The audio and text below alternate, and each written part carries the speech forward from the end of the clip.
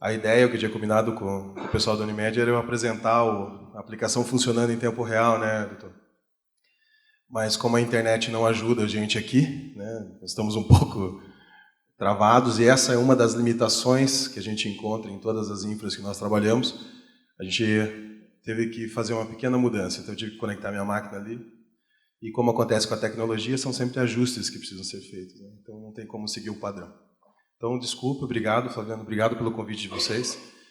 E nesses minutos agora, eu vou falar rapidamente sobre o que é a Laura e alguns detalhes de como ela funciona, porque algumas pessoas, né, não conhecem o que é a Laura e como ela está trabalhando, outros já conhecem.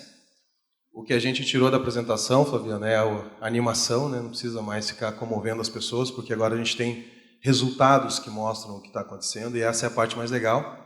E, efetivamente, os eventos da Unimed são oportunidades que nós temos para mostrar o que está acontecendo, né? Então, desde o primeiro momento que nós recebemos esse palco como um privilégio para poder mostrar os resultados da Laura, a gente traz uma novidade para todo mundo.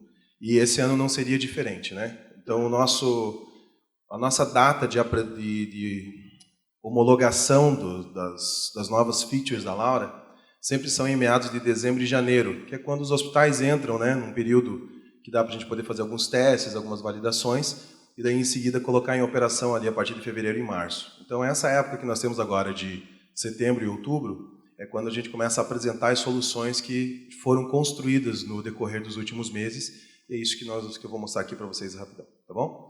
Então, assim, para quem não conhece a Laura, o contexto do que a solução faz da plataforma, nós estamos falando de uma plataforma de inteligência artificial. Os algoritmos que nós temos desenvolvidos são algoritmos proprietários. Então, diferente de outras soluções, nós não usamos frameworks que tem disponíveis no mercado, como da própria IBM, da Microsoft, ou de outras plataformas disponíveis no mercado. Isso foi uma decisão que nós tomamos por, basicamente, dois grandes princípios. O primeiro é a dependência tecnológica. Quando você usa um framework para poder construir algo, você cria uma dependência tecnológica. E eu sou da área de TI há muito tempo. Eu não sou da área médica hospitalar. Não tenho nada a ver com a área médica, não tenho experiência nenhuma nesse sentido. Mas eu sou da área de segurança corporativa.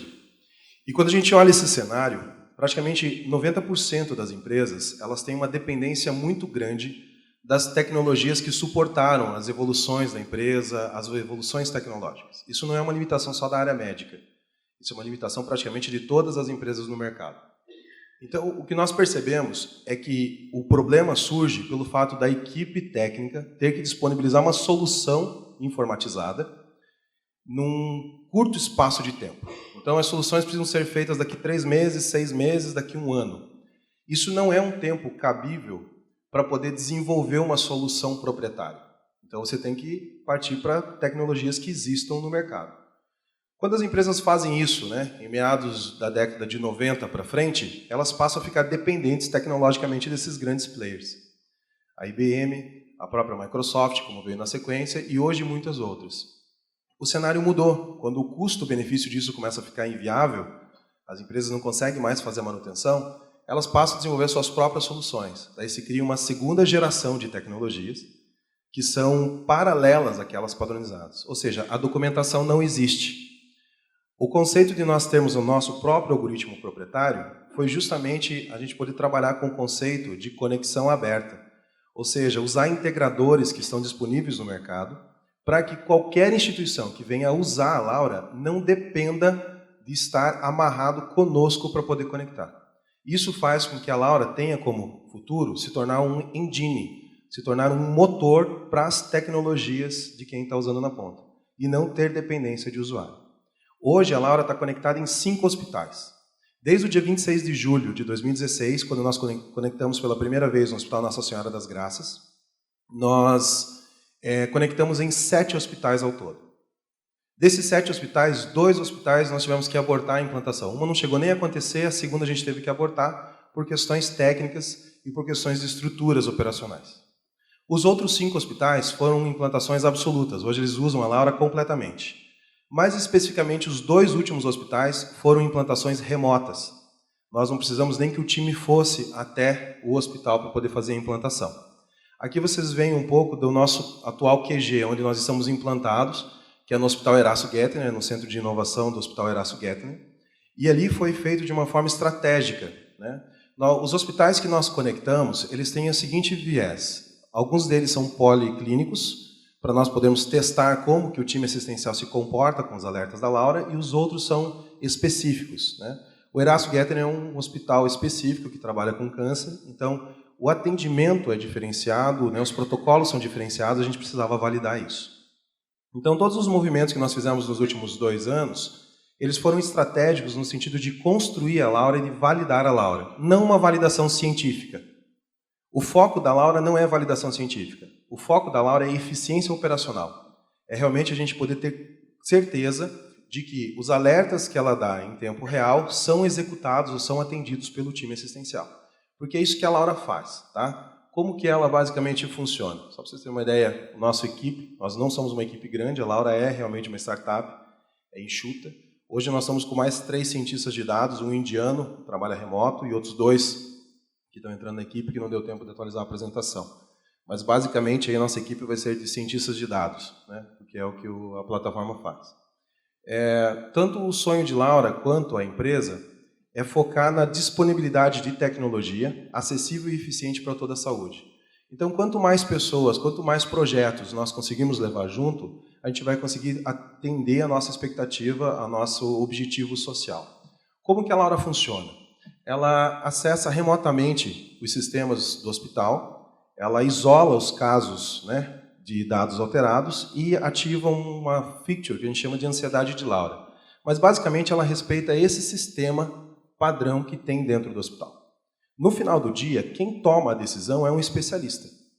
Independente de qual seja o padrão de organização que tenha no hospital, se ele tem protocolo, se ele não tem, se isso é padronizado, se não é, se ele usa os 4 protocolos disponíveis de sepsis ou não usa, no final do dia, a tomada de decisão pertence a um especialista.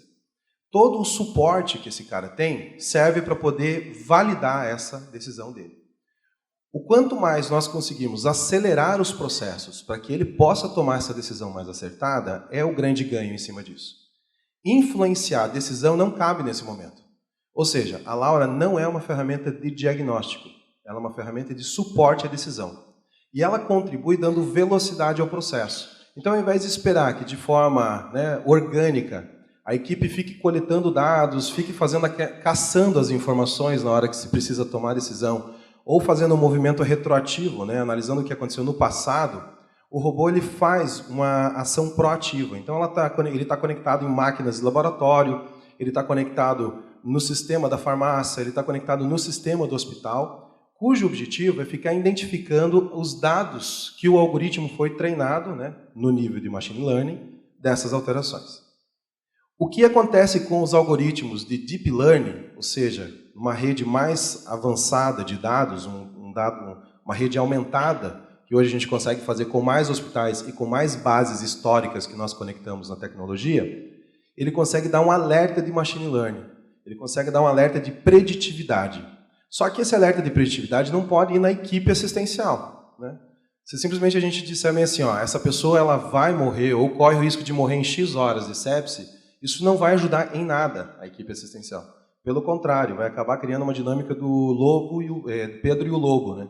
Os alertas vão começar a ser, vamos dizer assim, banalizados por conta da sua exposição. Então, o que ela faz? Ela trabalha com a anomalia dessas informações, dizendo, ó, de forma gradativa, vá ver esse cara porque já tem isso alterado, né? Olha ele de novo porque tem isso alterado. E daí a equipe, verificando a urgência daquele atendimento, faz os devidos acionamentos. É isso que a Laura tem feito dentro dos hospitais, e toda vez que isso precisa ser validado, ou seja, o profissional ou a equipe precisa validar, toda a engenharia reversa dessas informações estão disponíveis para o time. Então, seja pelo celular do cara, ou seja, direto pelo painel da Laura, disponível no computador normal pela internet, ele vai conseguir acessar o motivo daquele alerta. E ele pode pedir a ajuda do robô para isso. Então, ao invés de entrar numa timeline gigante de informações de uma semana de dados, ele pode acionar direto a solicitação de ajuda para o robô. Então, o robô ele vai direto aonde começou aquela deterioração do paciente, mostrando qual foi o histórico negativo. E a partir disso, né, o profissional consegue entender aonde que a informação está errada, a ausência de informação, porque isso é um detalhe interessante. A ausência de dados também é informação. Se você tem um processo estabelecido, esse processo reza que você tem que coletar a informação, gravar essa informação, e ela não existe na base de dados, aliás, você tem que coletar dado e tem que gravar esse dado, e ele não existe, isso é uma informação. É uma informação operacional, é uma informação processual, é algo que está errado e precisa ser corrigido. Não é necessariamente uma circunstância com o paciente, mas é uma circunstância operacional. E isso tem sido o grande ganho nos hospitais e nas instituições que estão usando a Laura como ferramenta. Tá? Então, só para vocês terem uma ideia aqui, ó, uma visão, literalmente é perguntar para o robô, né? Ele está guardadinho aqui embaixo, está escondidinho. Quando solicita essa ajuda para ele, aperta isso, ele vai procurar na base de dados, ali naquele timeline que está fazendo. Outra coisa, os dados do paciente são anonimizados. Então, não existe nenhum risco dos dados do paciente vazar e os dados do médico estão linkados ao cadastro que o hospital faz. Então, se acontecer de alguém pegar o celular de alguém que tem acesso aos dados da Laura, nunca vão saber quem é o paciente e nem qual é o médico que está atendendo aquilo. Isso é um atendimento direto, apenas a pessoa que está atendendo ou que precisa receber aquele alerta consegue fazer o atendimento. Tá? Então, só para dividir aqui com vocês isso. Só para contar, então, fazer essa finalização, comentar o que está acontecendo. Usando esse conceito da Laura como engine, né, ela funcionando para poder atender as necessidades do hospital, nós passamos por um desafio nesse último ano. O grande desafio era a implantação da Laura dentro dos hospitais. Né? Nós não podíamos colocar imposições para o hospital. Você tem que mudar a tecnologia ou você tem que saber determinada tecnologia. Não, ela tinha que seguir um padrão de mercado. O problema é que não existe um padrão de mercado para os hospitais. Existem, tecnicamente, duas tecnologias totalmente diferentes uma das outras para cada hospital. E, além disso, são tecnologias que não estão com dados, com informações disponíveis, ou seja, depende de um profissional olhar para isso. O TASI não tem uma biblioteca pública para saber como conectar. A Philips não disponibilizou isso. O IMV é a mesma coisa. Então, não dá para a gente dizer que é simples, que qualquer profissional consegue conectar. Além disso, existem instituições que têm a sua própria solução. Como que nós vamos acessar esses dados se o robô precisa de dados para poder processar tais informações? Então, olhando para esse cenário, o nosso desafio foi, ao invés de nós ficarmos pendurando um monte de hospital, vamos se concentrar na tecnologia. E quando nós nos concentramos na tecnologia, várias oportunidades surgiram. A própria Philips entrou em contato conosco, nós estamos fazendo um laboratório de conexão direta com a Philips. Essa semana nós homologamos uma parceria com a SAP. A SAP, apesar de não estar dentro da área médica hospitalar, ela tem modelos de integração no mercado que são copiadas por todas as outras tecnologias, inclusive a própria IMV. Então, quando a gente olha para esse cenário e começa a habilitar essa tecnologia, ela fica muito mais fácil, muito mais acessível. Além disso, nós tínhamos um desafio de não influenciar o atendimento assistencial. Né? O pior dano não é os falsos positivos. Né? Ela dá um falso positivo, aliás, de todos os alertas que a Laura deu até hoje, nem todos eram casos de sepsia, graças a Deus. Né? Então, esse é o principal ponto. Mas nenhum dos alertas era uma situação que não dependia de atenção. Ou seja, toda vez que ela falou, vá ver esse paciente, ou vá analisar esse paciente, esse cara precisava de algum atendimento assistencial, precisava de alguma alteração, algum atendimento específico. Então, olhando para isso, não podíamos ter os falsos, vamos dizer assim, falsos positivos, né? Falsos negativos.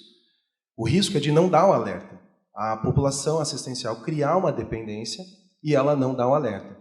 Nós temos dois hospitais específicos, o Hospital Ministro Costa da Cavalcante, em Foz do Iguaçu, e o Hospital Márcio Cunha, em Ipatinga, que o time assistencial está usando a Laura de forma operacional mesmo. Assim. Eles pegam, a Laura dá o alerta e eles correm atrás.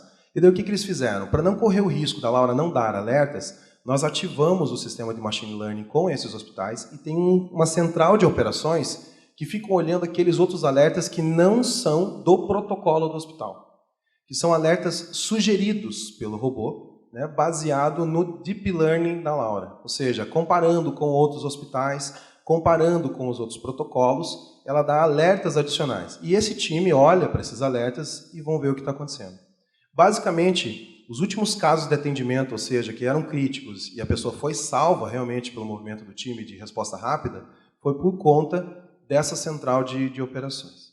Isso fez com que nós entendêssemos que a gente não precisa mexer na parte operacional do hospital.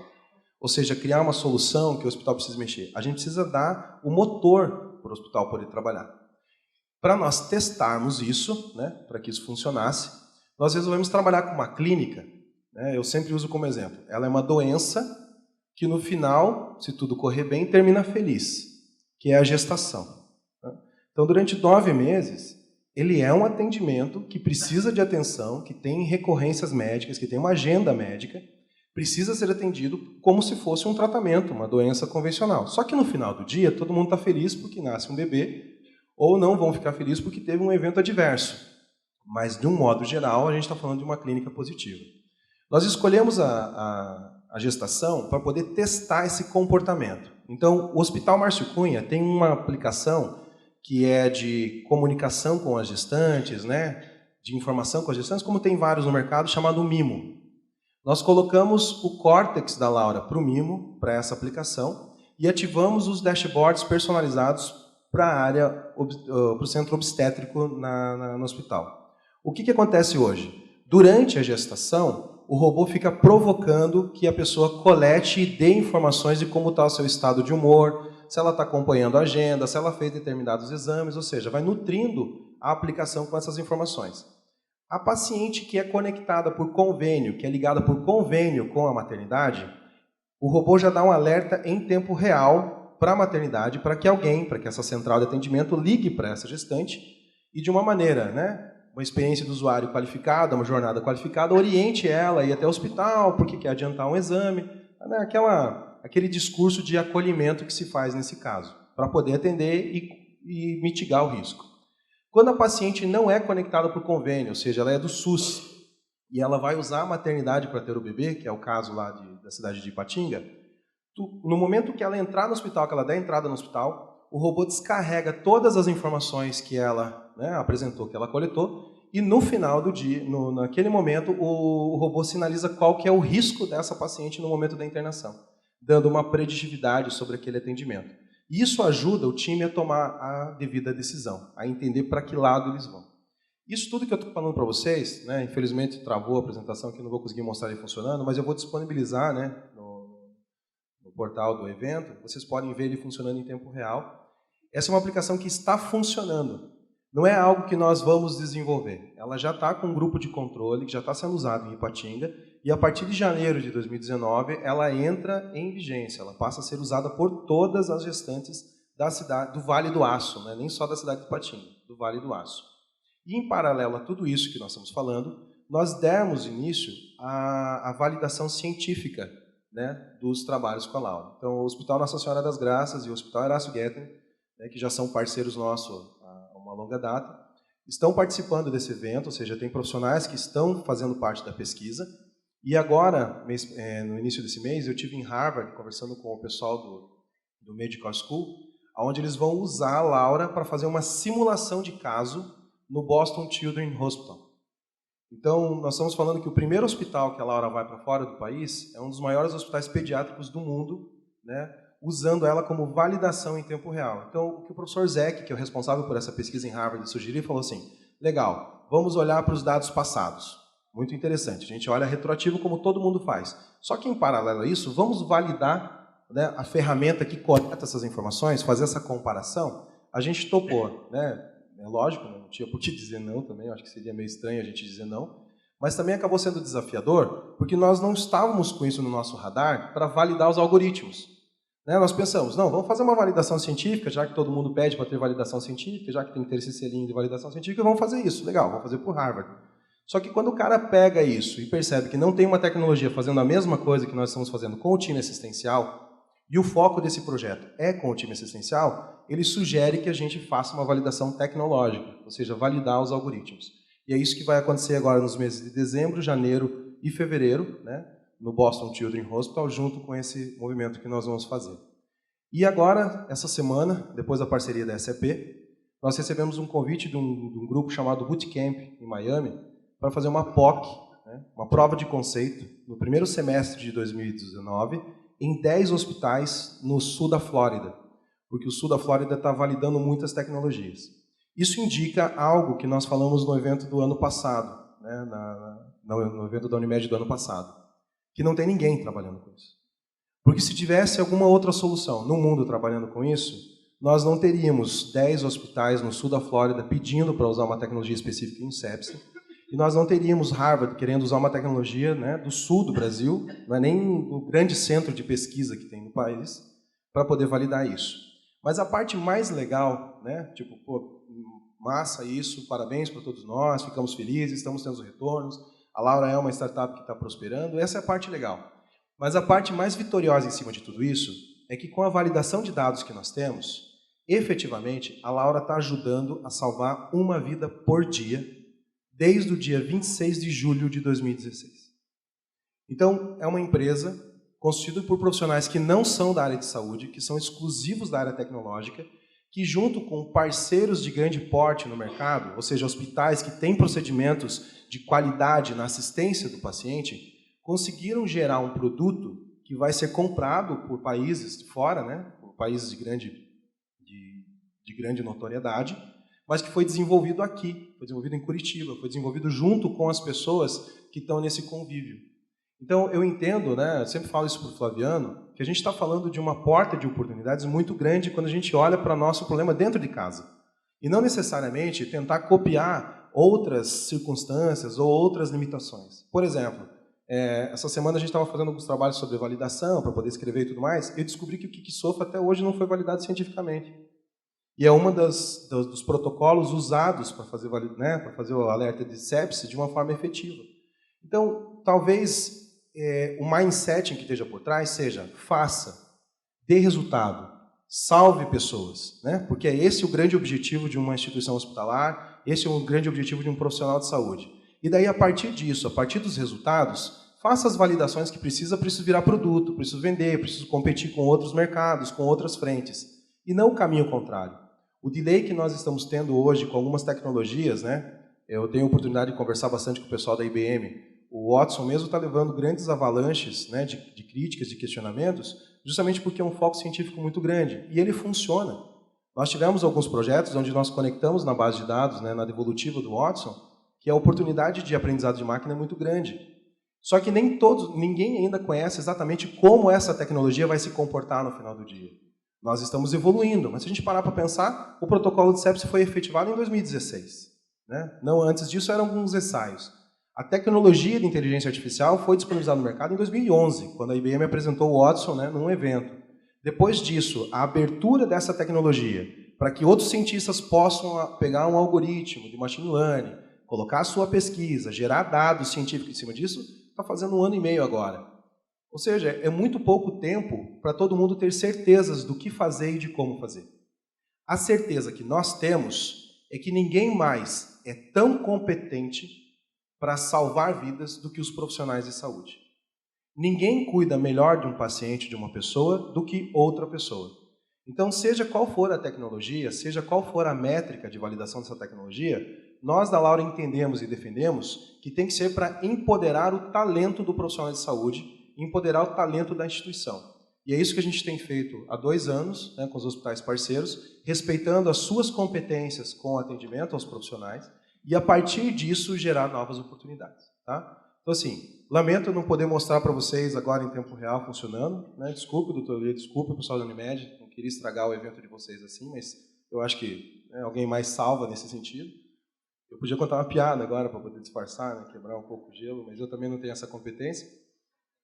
Então, o que eu falo para vocês e garanto é que hoje mesmo eu vou disponibilizar no portal do evento a apresentação, mais os links para quem quiser ver e poder acessar, e também fiquem à vontade para me acionar, para pedir para o pessoal do evento para a gente poder conversar um pouco mais. Tá? E a partir de janeiro do ano que vem, a Laura vai estar sendo disponibilizada via web para quem quiser contratar e instalar a Laura no seu hospital, porque hoje ela está automatizada para isso. Tá bom?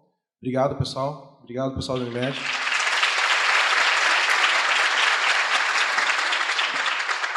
Watson, obrigado. Nós temos um tempinho, então, para poder conversar, para abrir perguntas. Tem? Então, bom. Eu vou fazer uma consideração, acho que um pouco do que a gente ouviu. A primeira delas é que a Laura funciona, tá? Apesar de não ter funcionado a apresentação, que funciona, que lá no hospital a gente foi a base. A gente precisa escolher o que é melhor para o paciente, o que vai agregar mais valor para o paciente. A tecnologia, ela vem somar, agilizar, né, e dar esse apoio à melhor decisão. Quando a gente instalou a Laura lá no hospital, não foi a Laura que deu o primeiro resultado. O primeiro resultado foi uma autocrítica do hospital e tinha um monte de processos que a gente precisava melhorar.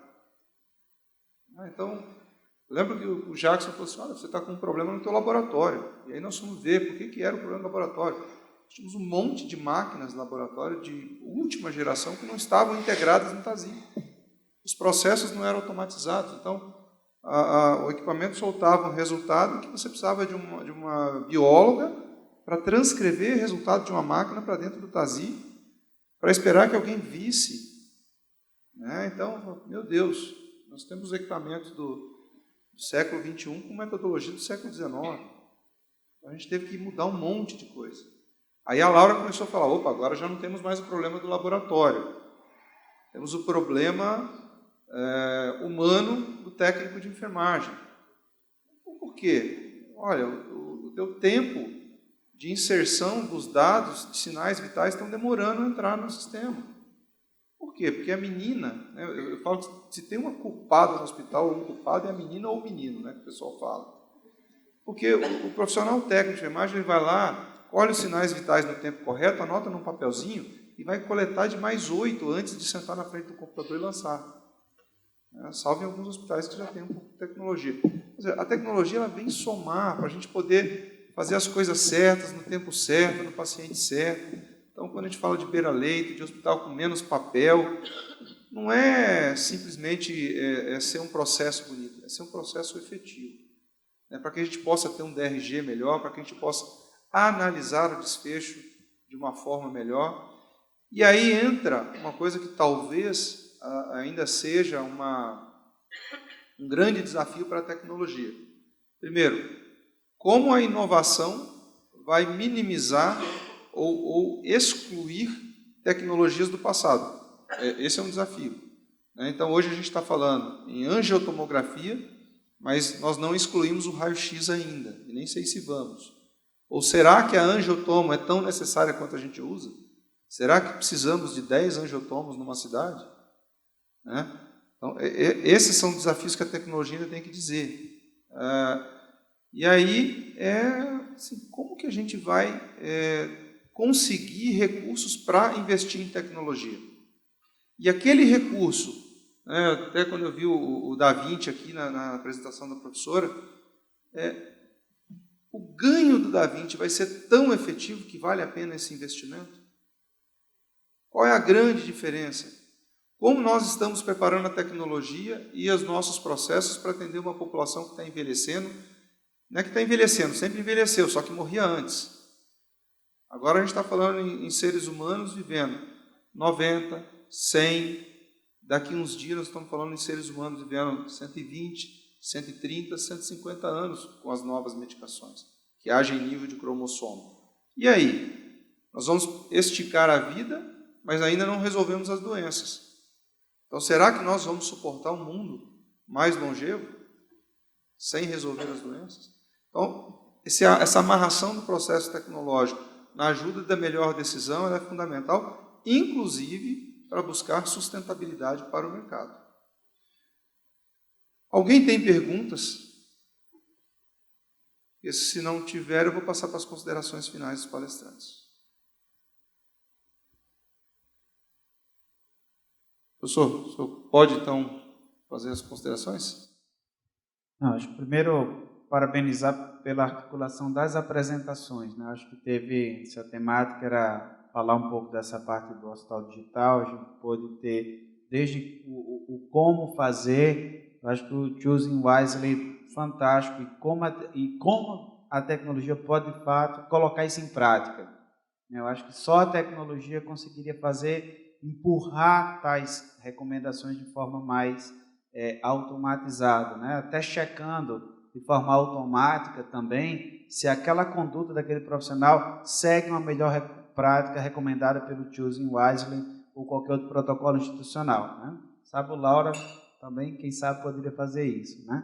Então, acho que tem uma conexão direta com todos os assuntos, Fabiano, de forma que a tecnologia vai ser essa ferramenta, como a professora colocou na apresentação anterior, de viabilizar que essas melhores práticas, a medicina, a saúde baseada em evidência, ou a medicina que está olhando realmente o desfecho clínico, a ferramenta é a tecnologia da informação para viabilizar isso.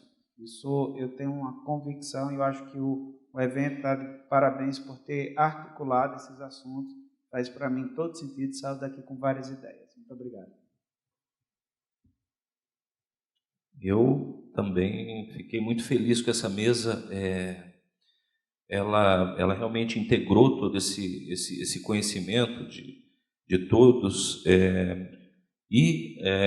No hospital que eu atuo, a gente tem trabalhado atualmente as chamadas LESHs, que são as linhas essenciais do cuidado hospitalar, as linhas essenciais dos cuidados da emergência e da UTI, enfim. E isso tem vindo dos médicos. Então, isso aí geralmente vem do gestor, né? Então, como você motivar esse corpo clínico para que ele se mobilize, para que desperte nesse corpo clínico e que brilhe os seus olhos para eles buscarem soluções para melhorar a qualidade assistencial para o paciente, né? Talvez esse aspecto motivacional, esse aspecto comportamental, cognitivo, ele seja de fundamental importância até para usar essas tecnologias, né? A tecnologia, ela deve servir à humanidade e não a humanidade servir à tecnologia, né? Isso é uma verdade que a gente tem que colocar. Nessas linhas essenciais de cuidado, né, não são guidelines, não são protocolos, a gente acredita que os protocolos engessam o pensamento médico, então são nortes, né? Os protocolos e guidelines são nortes possíveis, né, que nos mostram as melhores probabilidades de desfechos e tudo mais, né? E depois a gente coloca embaixo o Choosing Wisely, né, que são as exceções, ou seja, aquilo que a gente deve evitar, aquilo que a gente deve não fazer, né, diante daquele guideline, diante daquele protocolo. Então, hoje eu fico feliz aqui de vir falar sobre o Choosing Wisely. Espero em outra oportunidade a gente falar sobre hospitalistas, né, Flaviano? Que toda vez eu fui lá falar com o Dr. William na Unimed, falar sobre o Choosing Wisely, e o assunto hospitalista sempre vinha à tona. Não, e como é que funciona isso e tal, né? Que é um time de clínicos que está à beira do leito fazendo a gestão do paciente de forma horizontal no hospital, e os especialistas acabam sendo pareceristas, interagindo com esse generalista que está protegendo o paciente dentro de um pensamento mais amplo, né, dentro de uma visão mais holística do paciente, né? Então, a gente empodera esse médico para que ele tome decisões mais sensatas e para que ele use os especialistas para questões realmente de dificuldades do seu pensamento e da sua capacidade técnica de tomada de decisão, né? Dessa forma, a gente protege o paciente e melhora também, otimiza o tempo de deshospitalização mais segura, né? Então, fica aqui uma deixa futura para a gente poder conversar sobre isso. Obrigado. Obrigado a vocês todos. Bom, eu também fico muito feliz de ver essa evolução do assunto, né? A inovação, ela é uma oportunidade, ela não é uma obrigação. Ninguém tem obrigação de fazer nenhum tipo de inovação, né? A gente não nasce, não acorda de manhã falando assim, meu Deus do céu, se eu não inovar hoje, eu não termino o dia. Não, você consegue terminar o seu dia, inclusive sua vida toda, sem inovar nada, né? Inclusive numa certa margem de segurança muito interessante.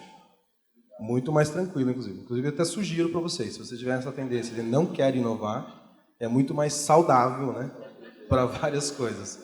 E começando pelo bolso da gente. Quando a gente começa a inovar, a gente vai perdendo as coisas. A gente perde casa, apartamento, carro, moto e assim por diante. Depois a gente ganha, mas a curva de tempo é complicada. Mas inovar é uma oportunidade, né? E se você tem na tua destreza natural, no teu talento natural, uma oportunidade batendo na tua porta, e no final do dia essa oportunidade melhora processos, né? Deixa de engessar determinadas circunstâncias, mostra uma holística nova, a gente tem várias coisas que acontecem que nós talvez vamos perceber culturalmente daqui 10, 15 anos quando isso acontecer. Se a gente olhar comportamentos hoje da medicina, e eu falo como um cara que olha de fora, porque eu não estudei nada sobre medicina, né, eu não tenho essa competência, mas olhando de fora, existem certas situações que foram definidas a partir de alguém que tomou uma decisão de inovar. Eu sempre uso o caso da minha filha como um modelo nesse sentido. Se nós olhássemos o protocolo, doutor, no ano de 2010, né, mais especificamente em maio de 2010, o protocolo era abaixo da 25ª semana, bebê com menos de 500 gramas é aborto. Esse era o protocolo, essa era a indicação. Então, pelo prognóstico, quando a gente vai fazer um exame na 21ª semana e descobre que ela está com 400 gramas, né, e com tamanho de 17 semanas, o prognóstico automático era conduzir para um aborto. Se isso tivesse acontecido, se o profissional tivesse seguido à risca aquele protocolo, como se segue em muitos lugares, até hoje vários protocolos, a Laura não teria nascido, ela teria sido abortada. E ela viveu 18 dias com a gente. Então, realmente, o protocolo ele engessa quando se tem muito medo atrás disso. Mas, ao mesmo tempo, ele também protege para que a coisa tenha uma padronização.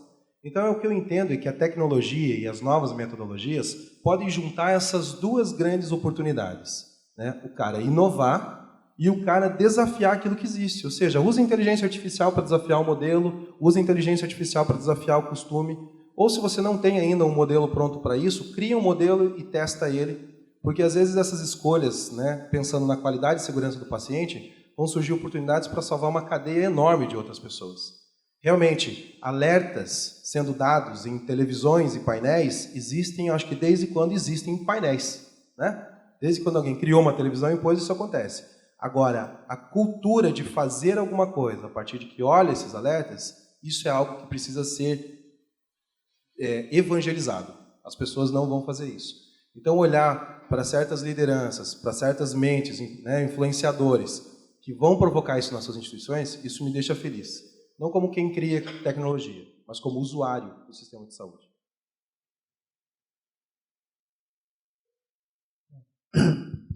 Falar depois do Juliano, depois do Paulo, depois do Jackson é uma tarefa muito difícil, né? Porque sobrou pouco para a gente falar. Mas algumas mensagens assim gostaria de deixar para vocês. Eu acho que a gente tem que mudar um pouco o foco da doença, de tratar a doença para promover a saúde. Acho que essa é a primeira mensagem que eu queria deixar para vocês. Segunda questão, a gente tem que trabalhar na linha de cuidado como um todo e não só em determinados pedaços. A gente tem que buscar uma forma de diminuir a fragmentação nos serviços de saúde do nosso país. A questão da variabilidade e a questão dos protocolos, elas visam fundamentalmente diminuir a variabilidade indesejada. É claro que se você for tentar eliminar a variabilidade, você vai cair nessa questão que foi comentada aqui pelo Jackson. Você vai inibir a criatividade de fazer coisas diferentes e novas. Talvez vocês não saibam, mas na década de 50,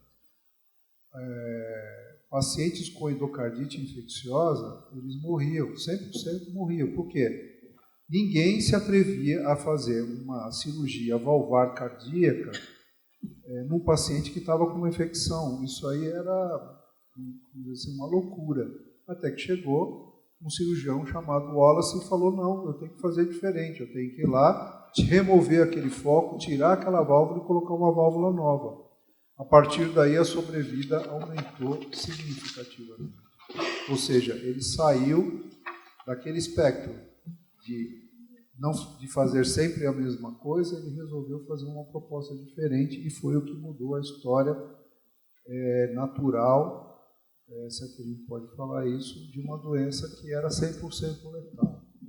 Então, o que a gente propõe é não permitir que um procedimento tão padronizado, como, por exemplo, uma cirurgia de catarata, tenha uma diferença de 36 vezes de variabilidade do procedimento médico.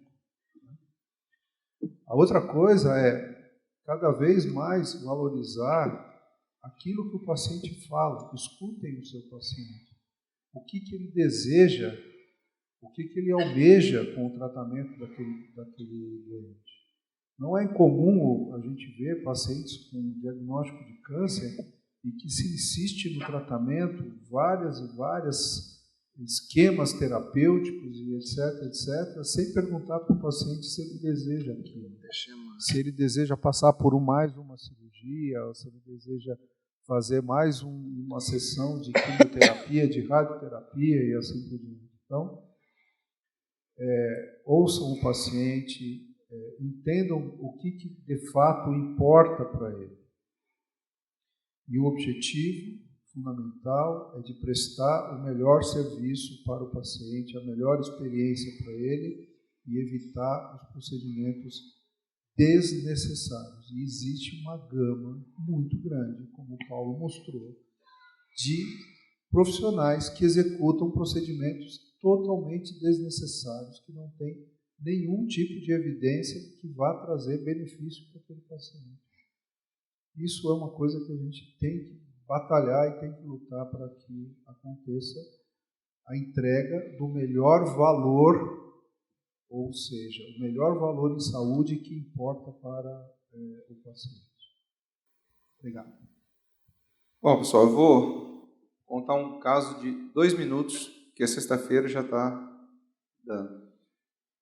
Esses dias eu fui no meu cardiologista, apesar de não parecer, eu sou atleta. Eu corro 10 quilômetros, tá? Em média 2 a 3 vezes por semana. E meu cardiologista antigo, viajando, e deu meu tempo, falou, olha, eu preciso fazer os meus exames regulares. Peguei um residente que se formou ano passado lá no hospital, falei, cara, preciso marcar uns exames e tal. Queria ver logo. Ele falou assim, você usa Apple Watch? Eu falei, uso. Você usa, além de ver a hora, você usa ele para os exercícios? Eu falei, uso. E daqui? Ele trabalhou. E ele entrou na parte da frequência cardíaca durante os exercícios. E fez um diagnóstico espetacular, olhando o meu relógio. Ele falou, cara, espera o teu cardiologista chegar, porque está tudo tranquilo. Dá para ver aqui os picos do exercício, da frequência cardíaca, como ela baixa, está tudo dentro do previsto, não tem nenhuma alteração aqui olhando. Então, você não vai morrer de hoje para amanhã. Então, é o relógio ajudando a medicina. O Google Glass vai acabar com as óticas, porque o grau vai ser ajustado de acordo com cada paciente que comprar um Google Glass, que é padrão. Então, tudo isso que a gente falou aqui vai mudar a medicina como a gente conhece, porque já vem mudando. Então, se preparem, vocês que são da área de tecnologia, não procurem as respostas, procurem as perguntas. Vocês têm que fazer as perguntas que ninguém fez. É isso que vai fazer diferença para o paciente. É isso que vai mudar os protocolos. É isso que vai quebrar as regras que hoje impedem de nós sermos mais eficientes. Tá? Essa é a mensagem que eu acho que fecha essa mesa. Eu agradeço a todos aqui, a experiência foi fantástica. Espero que vocês tenham tido essa mesma impressão. Muito obrigado a todos que permaneceram até esse momento conosco.